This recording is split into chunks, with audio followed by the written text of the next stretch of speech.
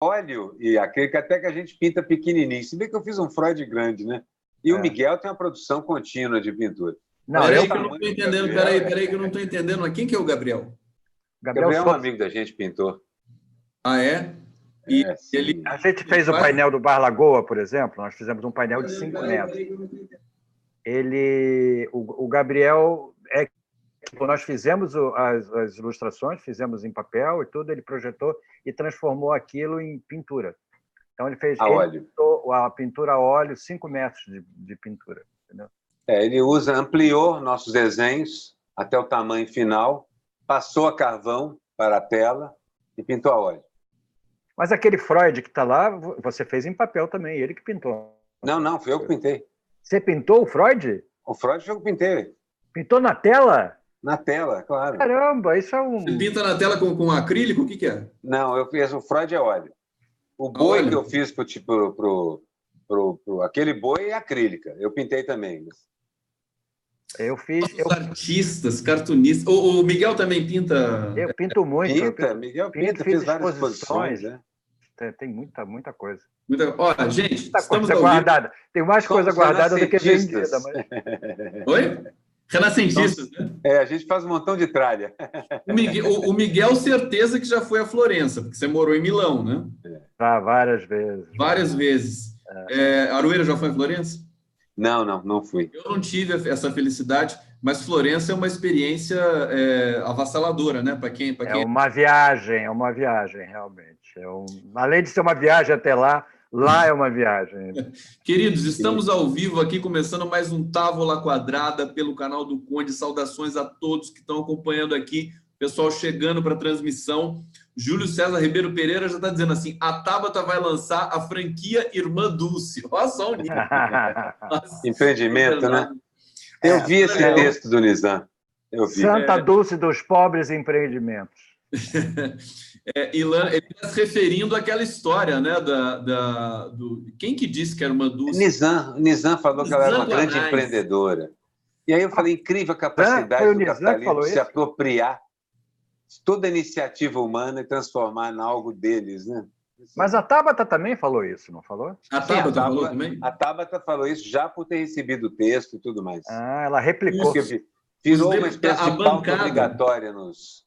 A bancada do Lehmann, do João Paulo Lehmann, está se revoltando, né? Está querendo sair dos partidos. O que vai acontecer com o sistema partidário brasileiro? O sistema partidário brasileiro, eu acho que está num momento estranho. Você sabe quem é sódio, né? Eles vão sair, pegar o dinheiro e ir embora. É isso? Pois vão pegar essa grana. Vamos pegar essa grana no fundo eleitoral, vamos embora para Miami, todo mundo. Seleção, cacete, né? Essa eleição é um cacete, eu não me lembro. Que eleição o quê? Eu quero. Mas qual é o partido do Lehmann, o homem mais rico do Brasil? Ele está em 2 partidos, basicamente, o PSB e o PDT. E tem deputados nos 2. Ele está com o pé no PDT. Ele não está, também? mas assim, ele é o cara, é o mentor e o curador. É o dono. É o dono. E parece que ele é o dono dessa escola que tem aqui no Rio também, em Leva, que é a joia de toda a classe bem-pensante carioca, que acha que esse é o caminho, é a escola para ricos que abre bolsas para pobres, entendeu? É uma escola assim que ensina você a ser um empreendedor de sucesso, entendeu? De sucesso, entrar no mercado, vai direto para Harvard. E eles têm bolsas pobres, entendeu? Eu não sei o critério aí de seleção. Mas as pessoas todas enlevam assim, ao mais alto grau de ensino desse país. Eu acho, vamos fazer um comentário, então, nesse preâmbulo aqui do Távola, que a gente vai falar hoje dos mestres, né? Tão bonita a sugestão. Pois é, coincidentemente estamos falando de escola. É o dia do professor, começamos falando de escola. Agora, só para fazer uma pequena digressão aqui nessa questão, a filantropia no Brasil, ela nem engatinha, né? Não é nem um espermatozoide, porque nos Estados Unidos, os bilionários, eles têm uma tradição de doar bilhões, né? E a gente teve, até pouco tempo, o exemplo de que o Museu Nacional foi incendiado, ninguém doou nada para o Museu Nacional, aí a Catedral de Notre Dame foi incendiada, aí os bilionários brasileiros doaram. Pois é, mas você tem que doar para Paris, vai doar para... Você vai doar aqui? Coisa pobre, coisa... Bem, agora tem o milionário... Não tem nem o que dizer. Tem um milionário americano, negro, que doou lá as bolsas de todos os estudantes da Brown University, de algum ano lá da Brown, mas foram milhares, milhões de dólares, não sei. Ele disse que ia pagar e pagou. Quer dizer, então tem esse tipo de... É que o dinheiro... Tem uma tradição lá, né? O Brasil tem. Aqui a elite pega tudo para elas e ainda quer mais. E esconde debaixo do colchão. E bota o dinheiro fora. Exatamente. E lá, Darwin ficou escandalizado quando viu a elite brasileira. O Beagle passou por aqui, né? Ele ficou escandalizado com a elite brasileira. Escravocrata, preguiçosa, cruel. Desculpa, quem? Não escutei. Darwin. O Darwin? É o inimigo da Damares. Foi depois que ele passou. Se o Darwin passasse hoje aqui também, coitado. Depois que ele passou pelo continua inculta, ignorante, cruel, escravocrata. Depois que ele passou pelo Brasil, ele parou de evolução humana. Eu acho que ali ele chegou ao limite, não tinha mais o que estudar, estava claro. Ele teve muitas dúvidas sobre a evolução quando chegou ao Brasil, mas... Exatamente. Quem são esses? Mas eu acho que a escola, quer dizer, no caso dos americanos, os milionários americanos, eles têm tanto dinheiro, eles ganham tanto dinheiro, uma coisa incalculável, que eu acho que tem uma parcela de gratidão, uma parcela até de culpa em relação a isso. Então, eles acabam doando parte desse dinheiro para algum interessante. Entendeu? Eles não querem simplesmente ser milionários que ganharam dinheiro, botaram debaixo do colchão e sumiram. Entendeu? Há eles querem aparecer para isso, e há essa questão da memória, né? Fala, Luiz. Mas, assim, a escola pública é uma invenção da Revolução Francesa, praticamente, do iluminismo. Mas a ideia de devolver dinheiro, de financiar a própria escola da elite, essa é inglesa, isso está presente nos Estados Unidos também. Acho interessante, mas é típico de países com uma separação social muito intensa. Exatamente, é isso que eu acho. É tanto dinheiro que você tem que fazer alguma coisa para que o senso de justiça, no mínimo que seja, permaneça. Hein? Pelo menos para disfarçar alguma coisa. Né? Alguns milhões para formar um jovem em medicina. São alguns milhões de dólares. Eu queria dizer, em relação a isso, em relação à escola pública, eu estudei ainda numa época em que escolas públicas eram escolas merecedoras de todos os elogios. Eu estudei no Colégio de Aplicação da Faculdade de Filosofia da Universidade do Brasil, era assim que se chamava quando eu entrei. Depois virou o FRJ, mas continuou o Colégio de Aplicação. Eu fiquei até 1968. Em 68, o ano que eu saí, foi o ano que o colégio deixou de ser... porque aí a repressão era tão grande também, já dentro. Era um colégio gratuito, era um colégio onde os melhores professores do Rio de Janeiro ensinavam. Aí você saiu para poder tirar aquela foto, né? Pois exatamente. Com o Giraldo e a turma. Exatamente. Eu fui correndo para lá tirar a foto. E eu já desenhava, eu comecei a desenhar, inclusive, no Colégio.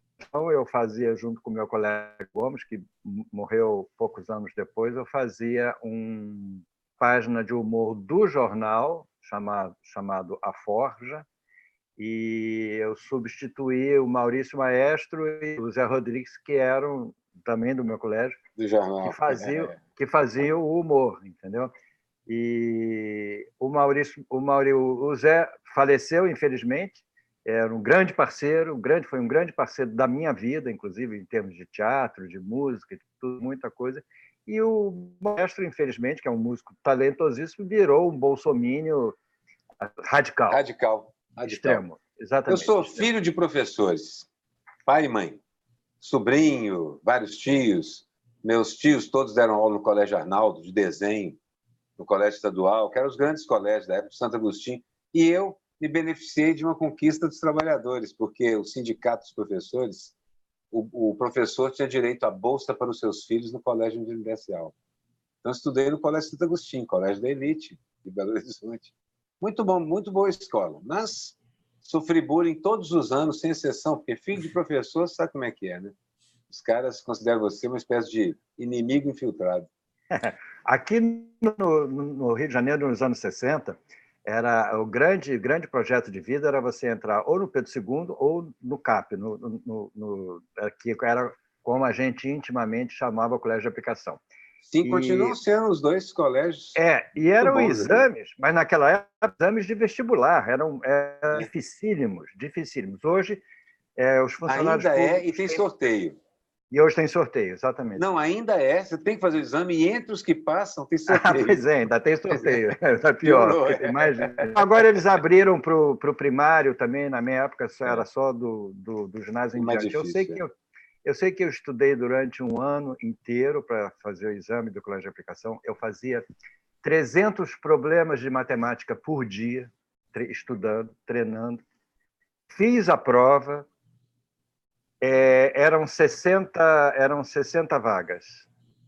99 alunos tiraram acima de 5. Então, o pai desses alunos excedentes entraram e ganharam o direito de incluir os alunos no colégio de aplicação. Eu entrei nessa turma de excedentes, que já era uma turma que sofria bullying também, porque nós éramos os excedentes. No tapetão. E desses que entraram excedentes, eu fui o penúltimo. Para vocês terem ideia como era difícil. A primeira prova de matemática, já no colégio de aplicação, no primeiro ano ginasial, eu tirei 1. Por um gesto de curiosidade do professor, que era muito legal, disse assim: que não dava vou te estimular. E me deu Miguel, não sei como se desenrolou, mas te digo o seguinte: eu tinha a obrigação de ser o melhor aluno do colégio, porque senão apanhava em casa. Meu pai exigia isso. E apanhava no colégio porque era um dos melhores alunos do colégio. Eu apanhava diariamente, todo dia, em casa e lá no colégio. O bullying em relação à inteligência é uma coisa, ou a cultura, ou digamos assim, a sua aplicação é uma realidade mortal, né? Esse negócio de terraplanismo é mais antigo do que parece. Quando eu era criança, o pessoal já utilizava técnicas terraplanistas. Te socavam tanto que você ficava plano. Me atiraram numa lata de lixo uma vez. Eu sofri bullying porque eu era gago. Uma vez eu tirei 3 em matemática numa prova, porque a interrogando os alunos na hora da prova sobre quem não tinha comparecido à prova, que a gente não podia contar, e ficava o nome desses 3 alunos, e quando chegou em mim eu não soube dizer, porque eu não conseguia, era Paulo, era Pedro, sei lá quem era, e não conseguia sair, a turma toda rindo, eu não consegui falar, tirei 3 na prova, deve ter sido também por um gesto de generosidade da parte dela, e fiquei em segunda época. E esse é o pior tipo de bullying, é o bullying humilhação, né? Aquele que a classe inteira assiste. Uau. Eu, como jogava mal futebol, eu ficava com as meninas, entendeu? Então foi ótimo. Eu fui o queridinho das meninas, escrevia poesia, então passava o recreio com as meninas, eu adorava. E só vi uma menina no terceiro científico. O colégio era só para homens. Não, pois é, o meu era misto. Mas nós somos muito parecidos, jogamos mal futebol. Deixa eu interromper esse papo delicioso que vocês estão fazendo aqui. Isso é só de reminiscência de quem levou pancada.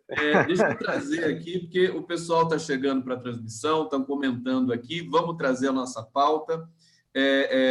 Deixa eu ver aqui. A Marilda Jardim, olha que bonita essa mensagem dela. O melhor programa de todos, em minha opinião. Vocês são maravilhosos. Que bacana. Maravilha. Beijo para você, Marilda Jardim. Cândida Rosa Ferraz Fonseca. Gente com inteligência e criatividade são de esquerda. Deixa eu ver aqui. Tem um Bolsonaro ladrão aqui. Irmã Dulce canonizada, uma santa dos pobres. Vamos saudar todos aqui para a gente fazer o nosso papo. Eu chamei aqui o eixo temático, queridos. A gente vai falar dos professores, dos nossos mestres. Vamos começar falando disso, né? Eu queria falar. Eu e o Aroeira devemos aos nossos. Eu tenho, na realidade, um grande mestre pessoal, e eu conheci um outro grande mestre e participou muito da minha vida. Eu participei da vida dele. Eu vou até já colocar a foto que você mandou aqui, enquanto você vai falando, Miguel. Colocar a foto primeiro, né? Meu grande professor, meu grande mentor, que até hoje é o meu guru, a quem eu tenho uma gratidão enorme, é o Ziraldo. Ziraldo, eu comecei a trabalhar com ele aos 16 anos e aprendi com ele tudo o que eu precisava aprender sobre técnica, sobre pintura, sobre desenho, sobre papel, sobre pincel, caneta. Tá aí eu e o Ziraldo numa viagem que nós fizemos juntos à Itália, na época Miguel, que eu vivia lá. Como é que você conheceu o Ziraldo? Do colégio de aplicação, você vê que tudo se liga, né? Eu estava fazendo a página de humor do jornal do colégio, eu e o Marcelo, e o Geraldo estava editando um suplemento de humor no Jornal dos Esportes chamado Cartoon JS. Nós pegamos os nossos desenhos e fomos lá. O Ziraldo era diretor de arte da revista Visão, aonde trabalhava Zuenir Ventura, Ziraldo, trabalhava Washington Novaes, onde trabalhava um monte de gente, todos os grandes jornalistas que viam na revista Visão, que nesse período teve um lampejo assim de ser uma revista bem posicionada, digamos assim. E eu fui lá, levei, o Ziraldo gostou muito, me fez refazer um desenho, o primeiro desenho que eu publiquei, ele me fez refazer 10 vezes, mas nessa época, eu publicava junto com o Marcelo, foi a primeira e única dupla de cartoon no mundo, eu acho. Desenhávamos em dupla. Eu desenhava muito bem, o Marcelo era um desenhista extraordinário. E eu não desenhava bem, eu desenhava muito mal. Então, eu tinha as ideias, era assim, tipo Lennon e McCartney, entendeu? Ideias ele desenhava e às vezes eu desenhava uns cenários e tudo, até que um dia eu tomei coragem e comecei a desenhar, mesmo eu. Aí nós nos separamos, o Geraldo mesmo dizia, essa dupla de vocês tem um destino já pré-determinado, vocês vão se separar um dia. E nós nos separamos e continuamos carreira, eu até hoje. O Marcelo, infelizmente, morreu 3, 4 anos depois, entendeu?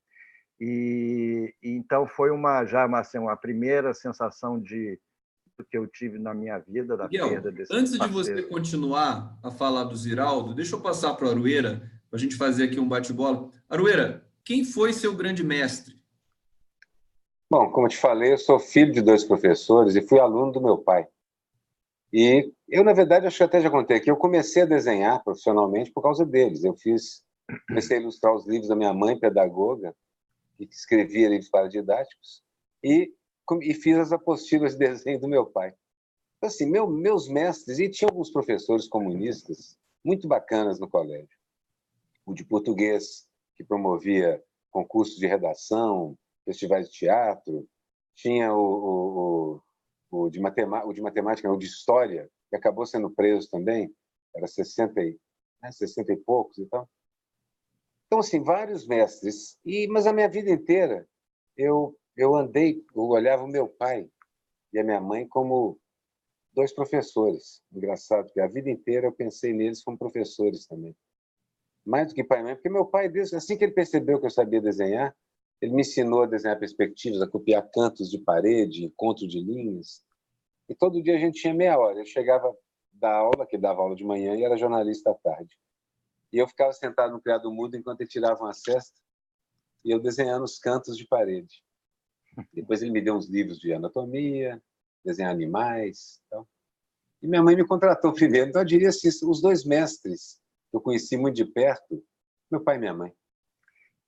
É muito bom, é muito interessante, é emocionante, inclusive, essa história, quer dizer, porque a relação que eu tenho com o Ziraldo, que eu tive, que eu construí por causa disso, foi prática do Ziraldo e da Vilma, que era a mulher dele na época, que depois faleceu, eram meus verdadeiros pais, entendeu?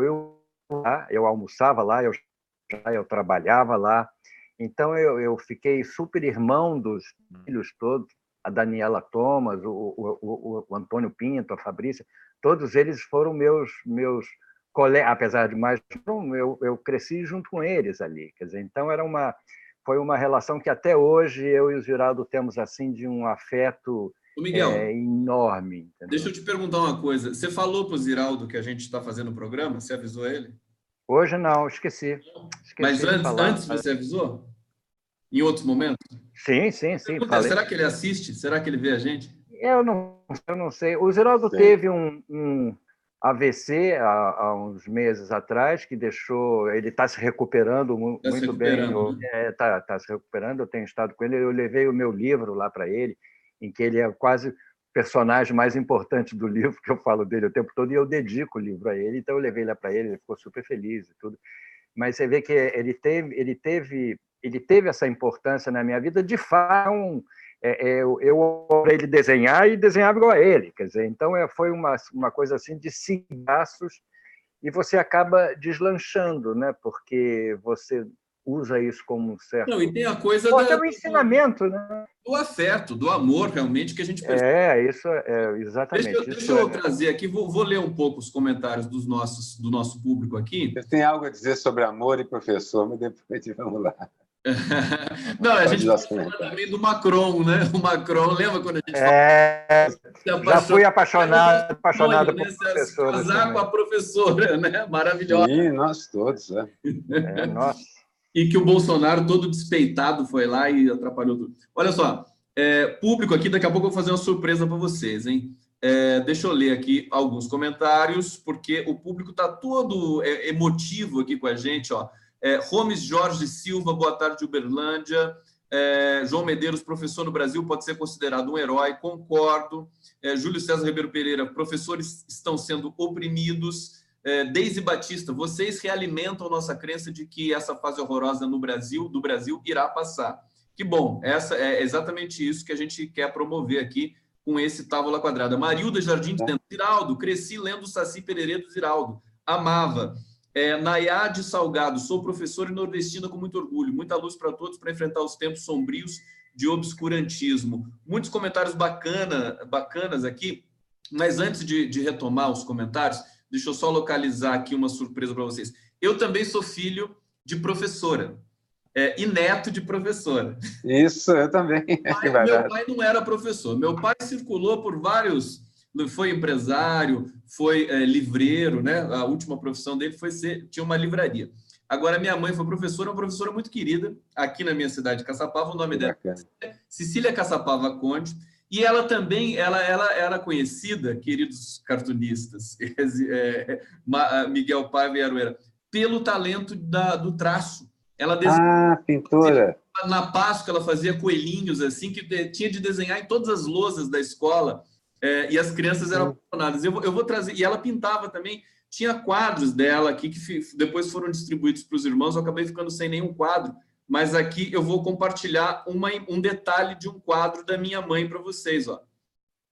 Estão vendo aqui? Que lindo! Que beleza!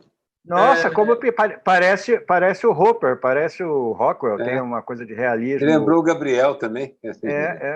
Muito legal. Essa imagem é emocionante para mim, porque desde que eu nasci, esse quadro ficava estampado na sala de casa, e mais os outros 6 quadros que ela tinha lá. Aí você vê, nós estamos falando de aprendizado. Nós 3 somos casos de pessoas, filhos de professores ou de gente, ou tivemos contato com gente que nos mentoraram, que foram professores, que apontaram os lugares e mais, deram as ferramentas para a gente fazer as coisas, né? Aquele começo que você precisa, você aprende a amar a música, a literatura, a arte, a ciência, é pequeno. Com professores... Acho que é essa a ideia, né? O que é o professor? O professor não vai doutrinar, o professor vai justamente levar para a liberdade, né? Isso que é... O professor ensina a pensar. O colégio de aplicação tinha essa filosofia, entendeu? De ensinar o aluno a pensar, primeiramente, entendeu? Não tinha essa coisa de prova, de decoreba, apesar de que tinha uns professores ainda na nossa época tinha antigo, muito mais, né? Exatamente. Mas era um colégio que ensinava... Eu tinha uma professora de inglês, a Sarita Konder, que até já morreu, que era um espetáculo, além de ser uma mulher lindíssima, ela sentava na frente da sala, assim, cruzava as pernas, né? Tinha as pernas lindas, cruzava as pernas, e dava aula e dava aula de Oscar Wilde, e a turma inteira chorava, entendeu? Porque ela era tão brilhante, entendeu? A aula dela era tão... Eu me lembro disso, uma aula que ela acabou e todo mundo estava chorando, porque esse era o espírito que o Colégio de Aplicação tinha, entendeu? Essa maneira de... Eu não chorei em sala, mas tive um professor que chorava, o Roberto Bacil. Ele se emocionava, era o de português, lia para a gente os trechos de livros e chorava em sala. Eu tive um professor de português maravilhoso também, Darcy, que você falou em concurso de redação, ele também dava uma redação, e um dia eu, metido como eu já era eu decidi que eu não ia me escrever, que eu ia só desenhar.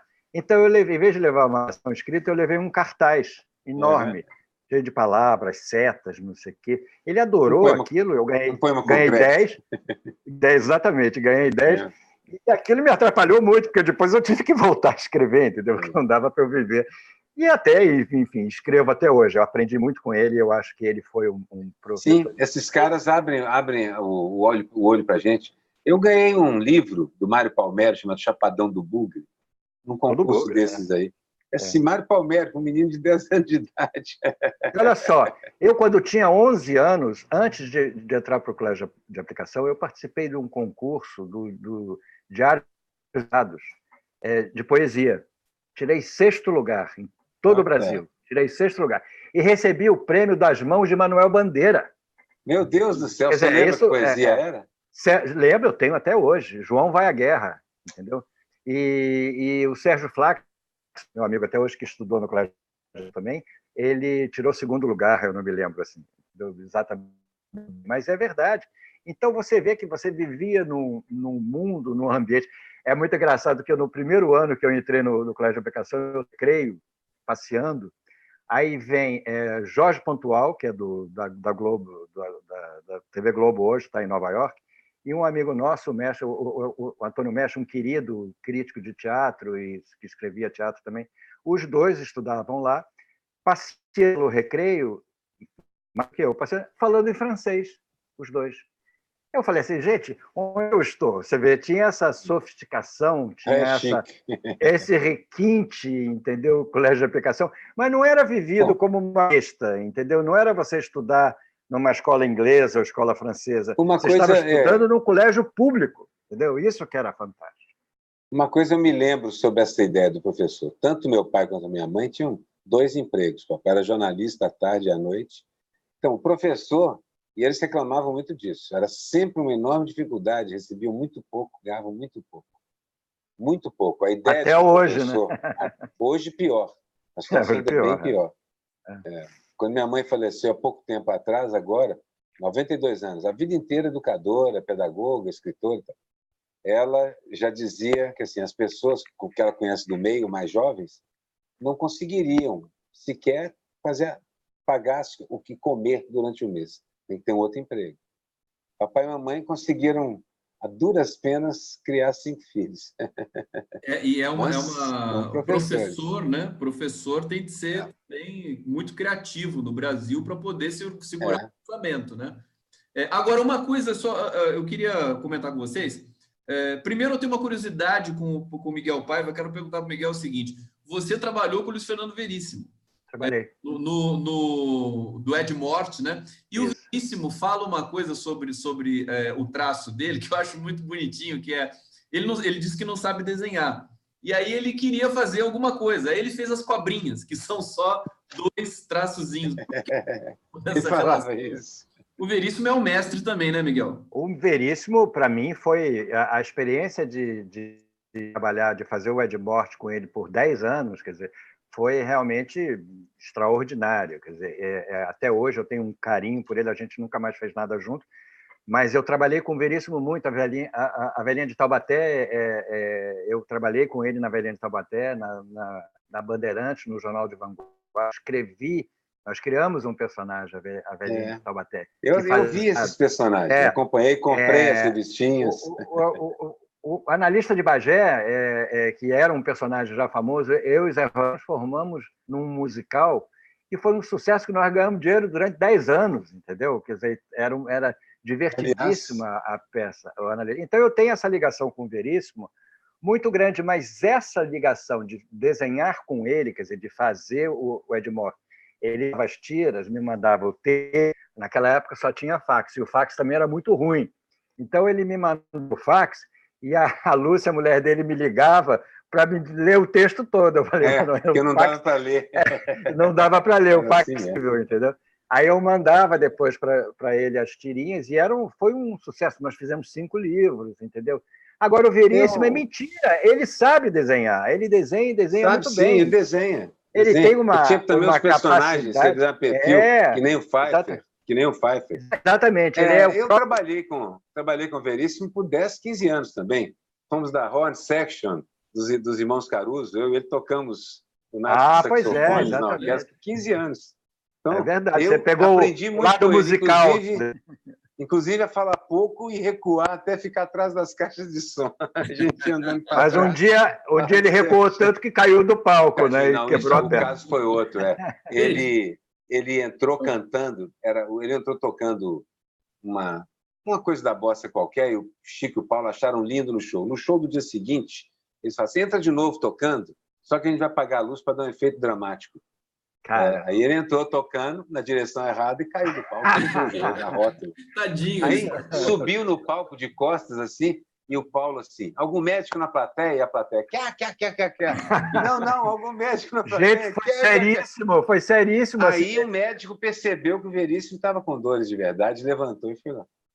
Olha só, queridos, vamos fazer uma transição aqui, deixa eu ler mais um pouco aqui. O pessoal está se divertindo muito, tá? Esse assunto é uma delícia, pô. Oi, o que, Miguel? Esse assunto é uma delícia, deixa a gente aqui. É uma delícia. O que aprendemos com quem? É sempre uma delícia. Amava todos esses personagens.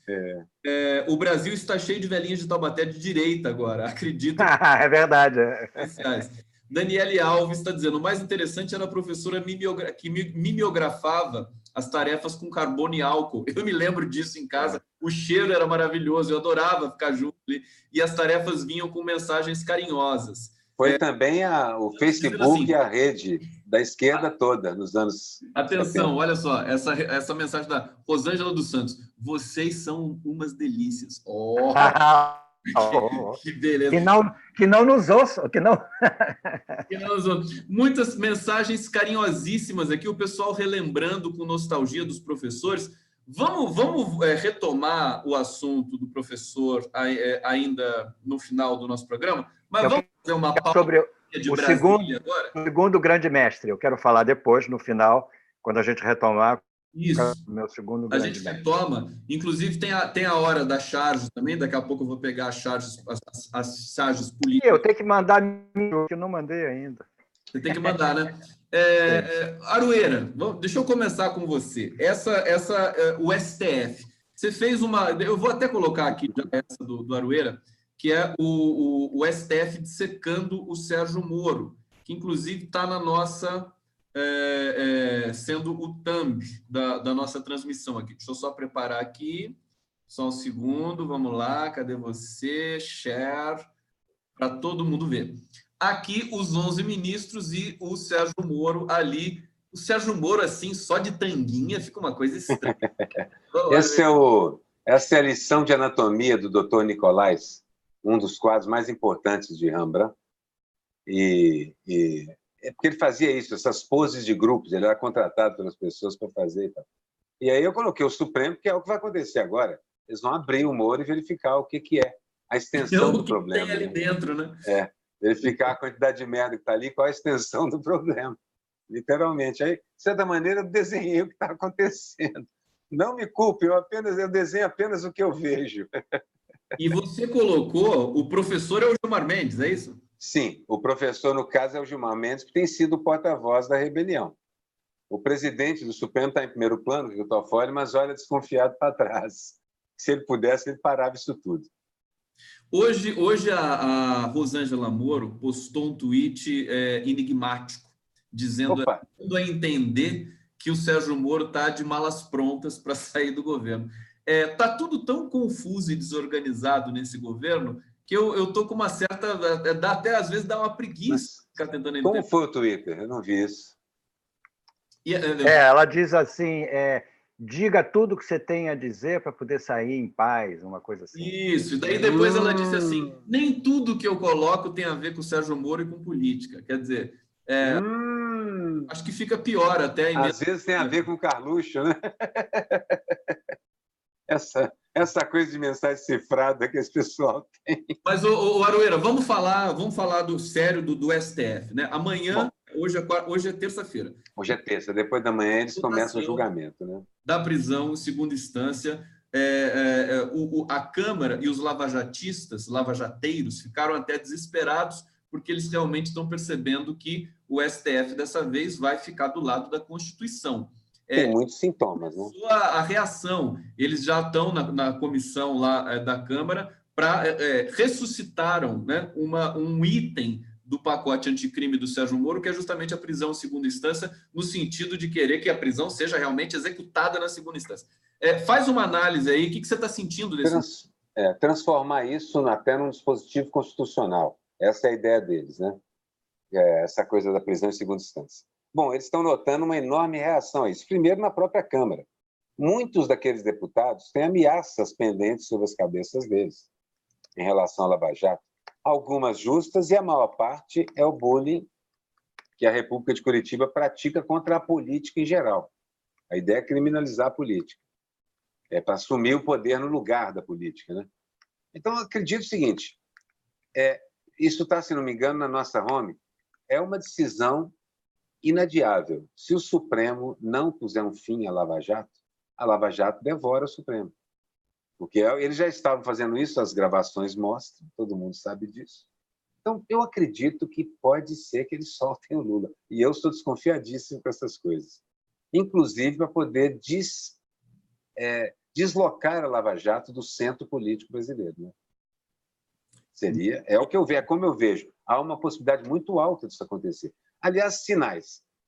Globo dando a ideia de que isso vai acontecer em matéria, editoriais comentando, ou seja, eu tenho quase por certo o clima todo é de soltar o Lula.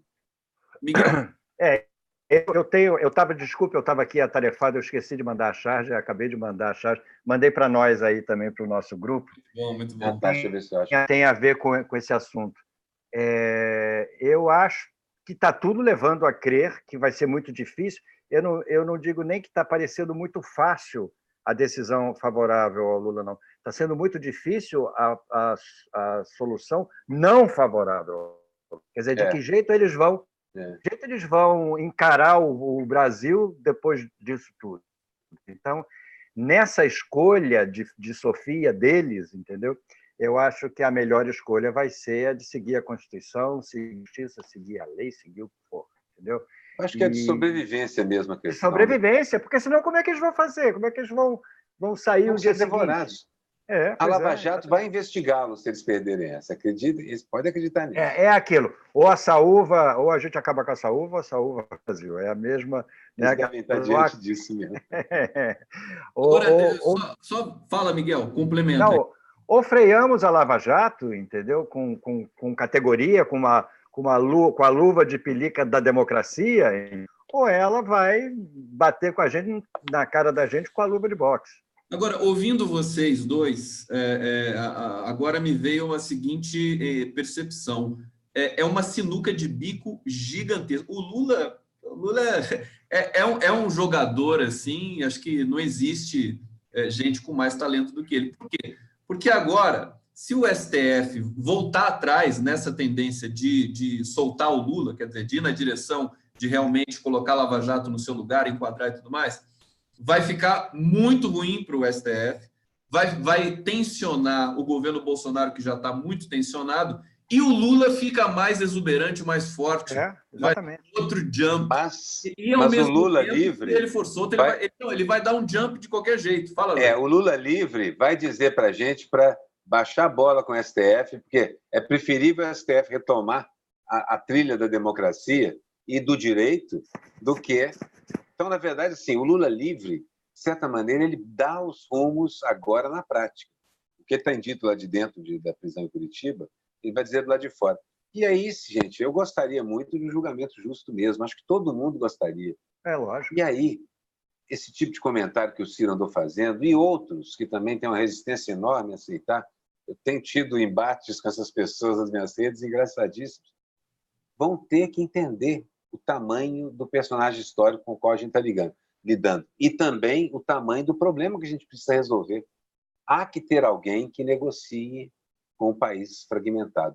Pouca gente é capaz disso. Alguém vê alguma pessoa no horizonte que não seja a que está presa em Curitiba? Não, e o detalhe é que tem uma questão do tempo, né? Antes de passar para o Miguel, tem uma questão do tempo. Quanto mais tempo demora o desenlace dessa situação, mais o Lula é a única pessoa que pode resolver questões, por exemplo, de geopolítica, do Brasil voltar a ter um pouco de respeitabilidade internacional. Miguel Paiva, diga você. A pessoa que sacou isso, embora o gesto dele tenha sido um pouco destemperado e canalha, foi o Ciro.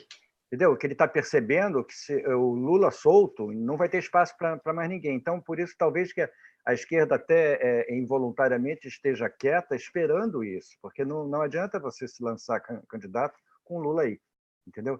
Então, eu acho que o Ciro, antecipando e com um julgamento um pouco precipitado e equivocado, saiu jogando, entendeu? Para ver se ele consegue um lugar. Acredito que vai ter um recrudescimento de um certo antipetismo também. Os militantes do antipetismo vão tomar as redes por algum tempo. E vai voltar a crescer. Vai voltar a crescer. Não é que ele volte a crescer, mas ele volta a ficar presente numa tentativa mesmo última de tentar desqualificar esse sujeito que vai ser solto. Difícil, porque a prisão e toda a investigação e a falácia da investigação é quase um atestado de idoneidade. Um atestado social, político, jurídico de idoneidade. Difícil pegar. Ninguém está querendo que ele não seja julgado pelo que ele está sendo acusado. A gente está querendo que ele seja julgado de um modo justo. Cada vez menos provável que se encontre qualquer coisa, porque, basicamente, nada há.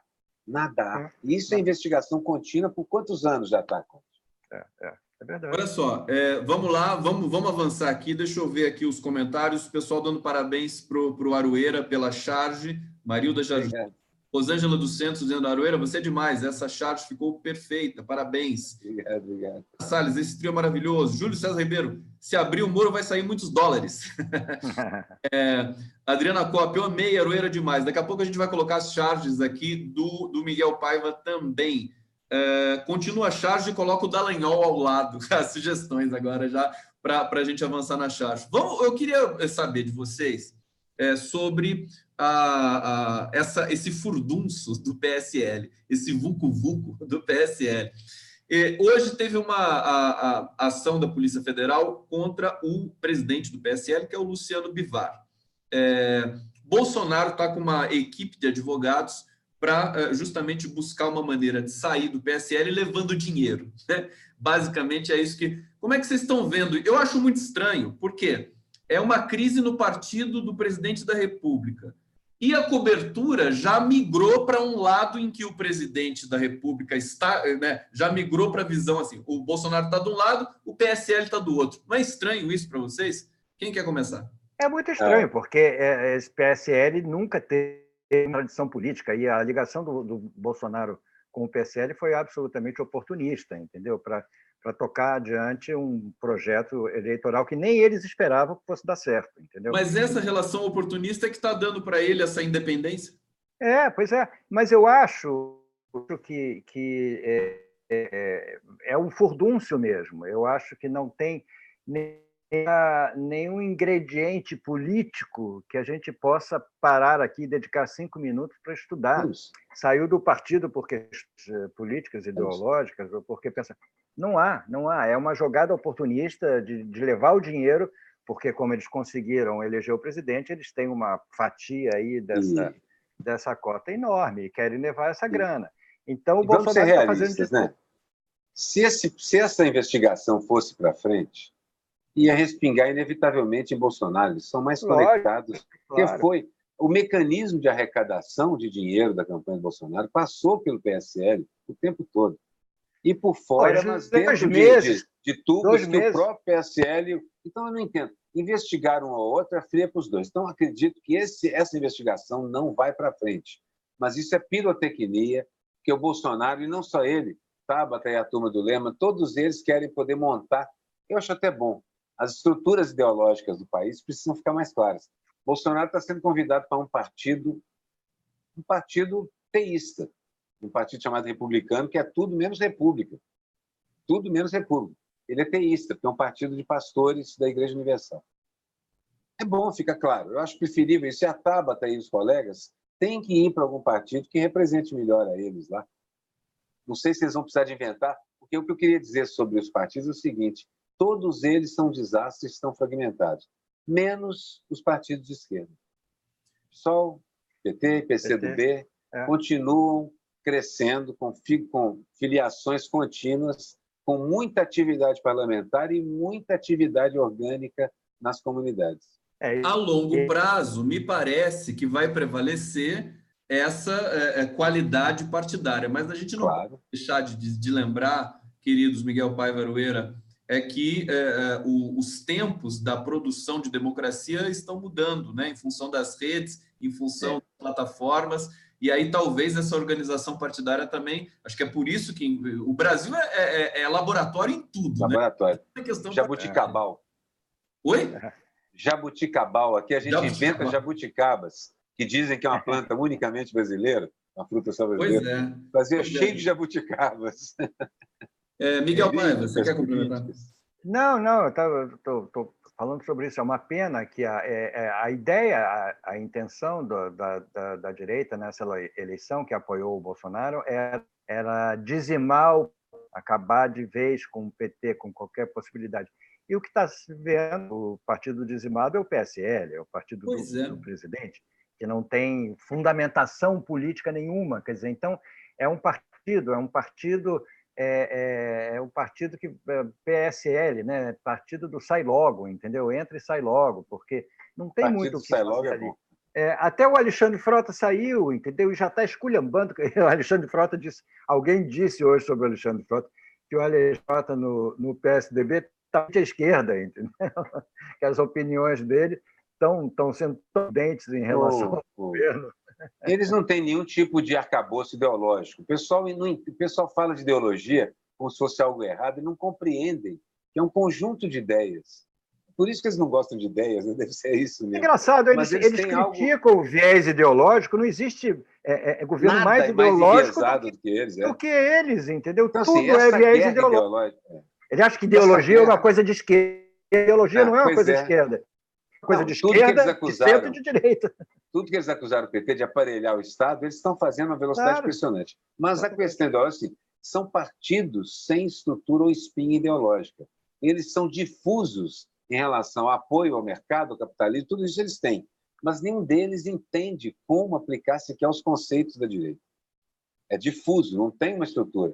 O partido que era para ser o partido da centro-direita brasileira, o PSDB, foi detonado pelo Dória, que tomou conta dele, e agora é só o partido do Dória. Não existe mais. Então, não existe nada na direita. E isso, para mim, mostra a confusão em que eles estão metidos. E o tamanho do equívoco que foi levar esse golpe à frente sem condições para isso. Eles achavam que mais uma vez, vou lembrar, né? A longo prazo, realmente, a sensação é de que o segmento democrático progressista obteve uma vitória muito grande. O problema é aguentar isso. Não vejo como acelerar. Não tem como acelerar. Tudo dá muito trabalho. Tudo trabalho. Como diria a grande filósofa Luana Piovani, tudo dá muito. Entendeu? Eu acho que hoje sobreviver... Ela diz, eu perdi, fala de novo. A Luana Piovani disse que tudo dá muito trabalho para ela. Ela tem foto dela de biquíni no Instagram e não pode, porque tem que botar a Amazônia, as queimadas, tem que defender os pobres. Ela estava reclamando disso, porque dava muito trabalho para ela. Ela quer botar uma foto com os filhos, ela linda de biquíni, não pode. Mas, enfim, parafraseando ela, dá muito trabalho. Meu Deus do céu, Luana Piovani! Ela disse isso, é verdade. Trabalho você sobreviver num país em que a cultura foi colocada para escanteio. Quer dizer, você demoniza os artistas, e essas pessoas continuam aí, a Damares e o ministro da Educação e tudo mais. Então, tudo que você tem que fazer, agora as peças censuradas, você quer montar um espetáculo, você não pode montar mais no CCBB ou na Caixa Econômica, entendeu? Porque senão vai para um comitê que veta uma coisa que a gente não tinha mais há anos. Quer dizer, a censura... Isso é que dá trabalho para cacete você, já habituado à democracia há tantos anos, ser obrigado a aceitar esse tipo de imposição burra, porque é de gente burra. E estamos conseguindo, porque os caras estão encenando as peças em outros locais alternativos. De certa forma, eu estou surpreso com a nossa capacidade de reagir organizadamente a tudo que os caras estão tirando. A gente não falou do carnaval. Vocês viram o samba enredo da Mangueira? Só vai dar paulada nesses caras. Vocês viram o enredo da Portela? O carnaval, desde a Paraíso de Tuiutida e depois do golpe, está se mostrando... Pau puro. Não nada quando eu falo do carnaval, porque é a força popular brasileira que realmente traz a questão social para a avenida, e é uma coisa assim, eles respeitam a Globo, eles não têm um pingo de covardia. É bonito. Não tem, não. Carnaval de combate mesmo. Carnaval de combate. Não vai ter nenhuma escola já o Gilmar Mendes, o nosso... Não, eu não chego a tal ponto. Eu sei que nossos heróis estão meio tortos, mas não chega a tal ponto. Não vai dar mais tempo. Vamos colocar as últimas chaves. Ficou lindo esse desenho, Miguel. Adorei essa sombra na tela. Miguel, fala aí dessa charge para a gente. Eu vou passando aqui um pouquinho.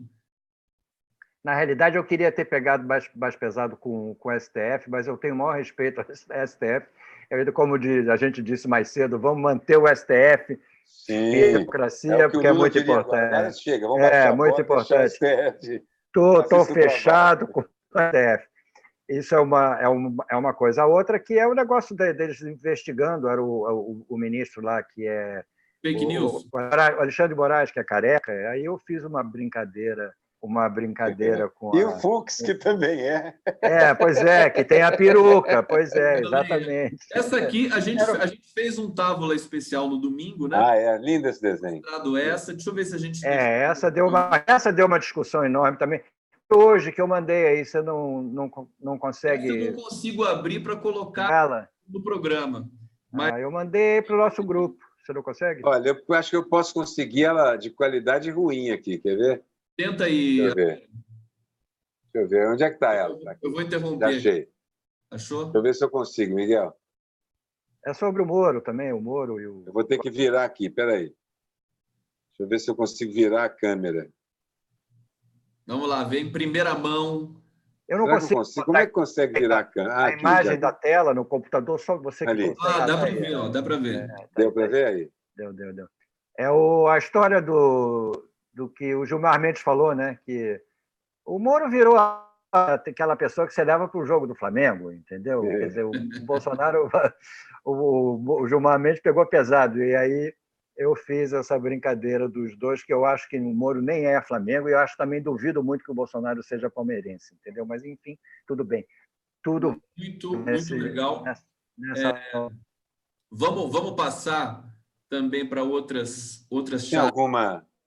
Bom. Deixa eu pegar do Aroeira agora. Tem essa aqui. Essa, quer ver, da Quimera? Cadê? Essa aqui está muito legal. Da Quimera, né? E o Ciro Gomes está lá, né, Deu o que falar, viu? Deu o que falar. O Aroeira quase foi agredido na rua.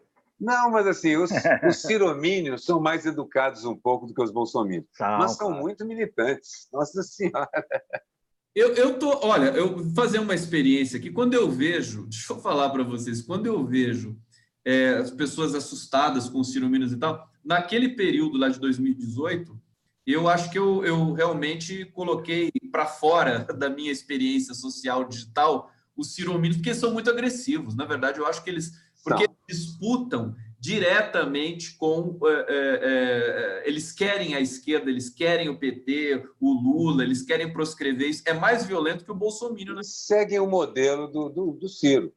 Eles seguem aquele gesto. Eles gostam do destempero verbal, da ironia crua, da agressividade, do ad hominem. Eles partem para cima do seu interlocutor e não do que ele está dizendo. Que eles têm semelhantes, né? Tanto o Bolsonaro quanto o Ciro. Eu acho que, de certa forma, ele está perseguindo o mesmo tipo de público que o Bolsonaro lidera hoje.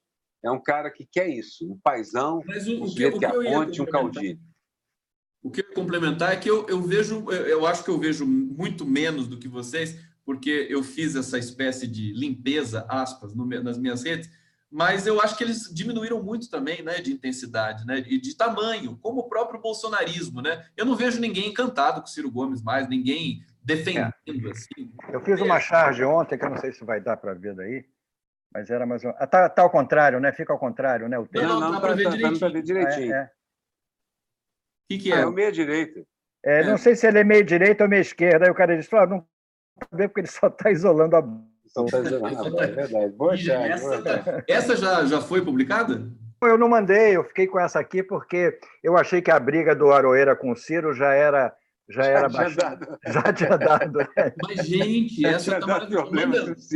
Vamos soltar nas redes. Se você não... eu vou mandar para as redes, porque eu acho que vale. Vale uma briga com o Ciromínio. Se prepare.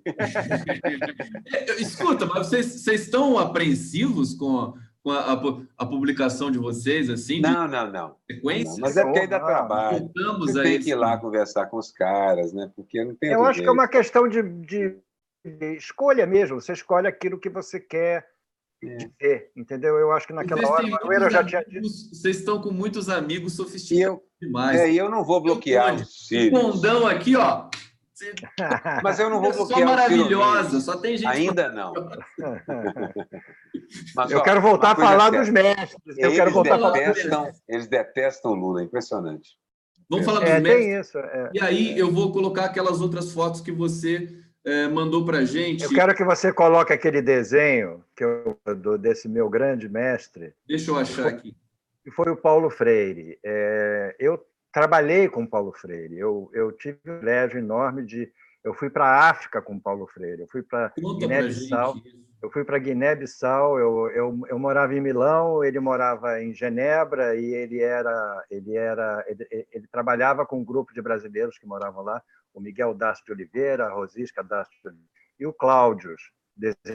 E o Cláudio, nós jogávamos vôlei final de semana e tal, e numa dessas viagens à Guiné-Bissau para montar um laboratório de artes gráficas para apoiar o trabalho do Paulo, porque o Paulo fez todo um trabalho de implantar o método dele lá.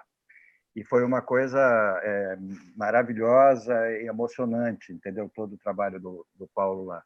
E eu fui uma vez, fiquei um mês lá montando esse laboratório, fizemos um material gráfico sobre isso, foi uma experiência. E a convivência com o Paulo foi uma coisa assim de uma beleza, entendeu? Eu encontrei o Paulo na casa dele, em Genebra, várias vezes, e o Paulo tinha isso, que o desenho mostra. E morando na Suíça, ele preferia que as pessoas levassem para ele o som de valsa.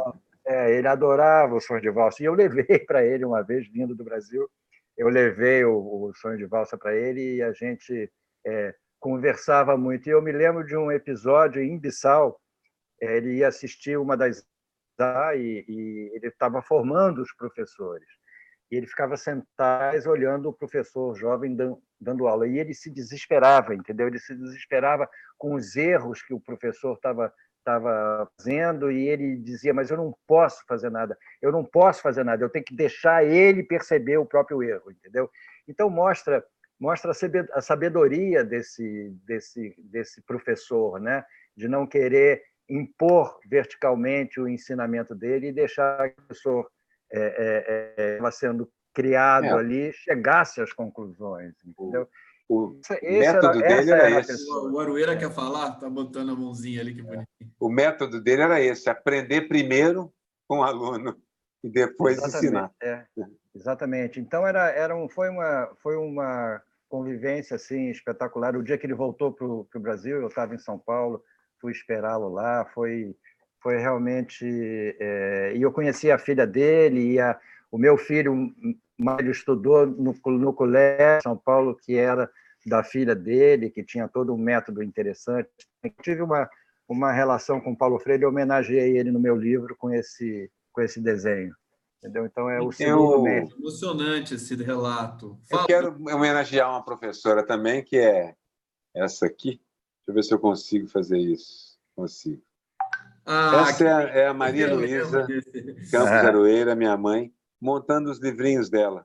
Maravilha. Fazia peças lindas, diagramadas com recortes, que ela mesma desenhava, recortava de revistas e tal. Coisa muito bonita. Essa pessoa, além de me ensinar a ler indiretamente, ela também me ensinou muita coisa sobre o Paulo Freire, coincidência, porque mamãe era muito antenada com os métodos, com a metodologia de ensino. Ela gostava dos modernos europeus e americanos, de Ennis e os outros, e de Paulo Freire. Uma coisa, né?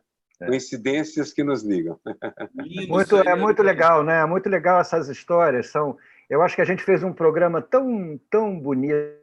Ela se foi há poucos dias, há uns 15 dias. Uma homenagem à sua mãe é espetacular. Ao Paulo Freire. Ao Ziraldo, que está aí com 87 anos. Faz agora, dia 24. Mas tem outras imagens aqui do Miguel que eu vou passar aqui, ó. Essa aqui, o que é, Miguel? Essa eu mandei porque o Aroeira tinha feito a chave. Feito o desenho baseado na... Essa imagem tem uma coisa interessante, porque é o seguinte, nós fotografamos esse dia os cartunistas todos, o Ziraldo que dirigiu, já que nós estamos falando nele, ele que dirigiu essa foto para a revista Fair Play, que ele dirigiu. Então, são todos os cartunistas jovens e com uma moça pelada deitada no meio, que naquela época... Sim.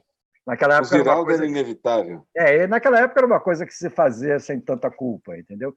E, curiosamente, os dois cartunistas que não estão nessa foto, que nós colocamos aqui ao lado, que eles tiraram a foto depois, são o Wagner e o Marcelo. E os dois morreram muito próximos ali. Em seguida, assim, uma questão de 1 ano ou 2, os dois morreram, estavam nessa foto. O que morreu aqui dentro, o Redi, que está aqui na foto, que faleceu depois, e o resto está aí, uns com sucesso, o Juarez, um sucesso enorme. O Redi ainda viveu muitos anos, né? O Redi viveu muito, claro. morou em Nova York. Sim, o Redi foi um cara extraordinário. Mas sujeito muito doce. Esse aspecto curioso aí de destino nessa foto ligada ao quadro A Lição de Anatomia do Ramo, que o nosso querido Aroeira... Hoje nós estamos cheios de conexões. Você pintou aquilo tudo, Aroeira? Você pintou aquele fundo? Pintei aquilo tudo, rapaz. Impressionante. Se você der um zoom, você vai ver a minha pincelada, não a de Rembrandt, a minha. Está falando do Rembrandt? Rembrandt de hoje. Tudo à mão. Olha só, a gente está chegando no momento final aqui do Távola Quadrada. Né? Podia ter aquela claque assim. Bom, né? Tão bom conversar. Programa leve, gostoso, com cultura. Acho que é através da cultura que a gente vai realmente furar esse momento tenebroso. Acho que o Carnaval deixa né? Coloca essa questão para a gente, deles produzirem realmente sem medo, samba enredo para erodir, para fustigar realmente com tudo. Carnaval vai ser um espetáculo. Eu falei isso na outra, né? A arte. Dá para saber mais tempos... de tantas crises que estão rolando em Brasília, PSL, Moro, a questão da Polícia Federal. E aí eu quero concluir vamos fazer aqui as nossas considerações finais, e a minha final é falar do Lula como professor. Eu acho que ele foi um grande professor, deu uma aula de democracia para o brasileiro, deu o que o Paulo Freire também colocou em prática na sua teoria, na sua concepção de pedagógica, né?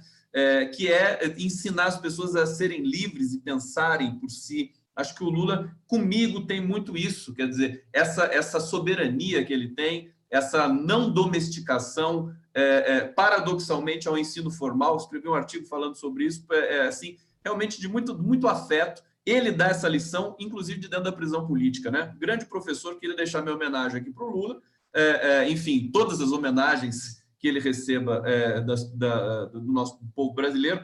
E aí passo para o Miguel, depois Aroeira, ou Aroeira, depois Miguel, vocês que sabem aí. É curioso que tanto o Lula quanto o Paulo Freire tiveram uma trajetória muito parecida. O Paulo Freire foi há 12 anos, quase, quer dizer, ele só começou a comer no dia que ele arranjou um emprego de professora, inclusive. Aí ele começou a ter um dinheiro que eles podiam comer. Ele me diz assim, você não tem ideia do que não é do figurado da fome, é o sentido real da fome. É uma coisa inacreditável, quer dizer, então ele tinha isso dentro dele. Então você vê que essa pessoa só pode ser uma pessoa brilhante, doce, entendeu? Como o Lula é. entendeu? Então, essa semelhança deles, de virem ambos de lá do nosso Nordeste querido, de terem tido essa trajetória sofrida e de terem brilhado os dois. O Paulo Freire talvez seja um dos brasileiros mais premiados no mundo inteiro. Entendeu? Você sabe que o Paulo Freire ele é o brasileiro que mais ganhou títulos honoris causa. Honoris causa, Pois é extraordinário isso, é extraordinário. Então, eu acho que hoje essa homenagem passando pelo Paulo, terminando com Lula, fecha com chave de ouro a nova de hoje. Aru. Queria lembrar uma coisa que é a seguinte: algumas profissões você não pode apertar. A arte e o ensino, se você aperta e começa a fechar o cerco com professores e a proibi-los e a boicotá-los, eles começam a ensinar a verdade nos porões, em tudo que é lugar. A arte é igualzinho. Você aperta, ela imediatamente para de ser decorativa e aponta um dedo a quem está fazendo isso. Então, eles continuam a nos apertar, nós vamos apontar dedos cada vez maiores, professores, artistas, músicos, e agora, quem sabe, o STF também. Hoje foi essa homenagem aos professores e a tudo que nós aprendemos com eles e com todas as pessoas que nos ensinam, né? E continuamos a aprender, né? Continuamos a aprender o tempo todo. A gente nunca para de aprender. Nunca para de aprender. É tão bonito porque a gente faz um programa desse e o público sente também, né? Muita gente emocionada aqui nos comentários. É realmente uma felicidade muito grande. Beijo para vocês, beijo para todo mundo que acompanhou o Távola Quadrada. Beijo para todos. 22 horas, o Távola no 247, repetindo, é isso? 22h30. 22h30. Isso. Beijo. Valeu, querido. Beijo para todos.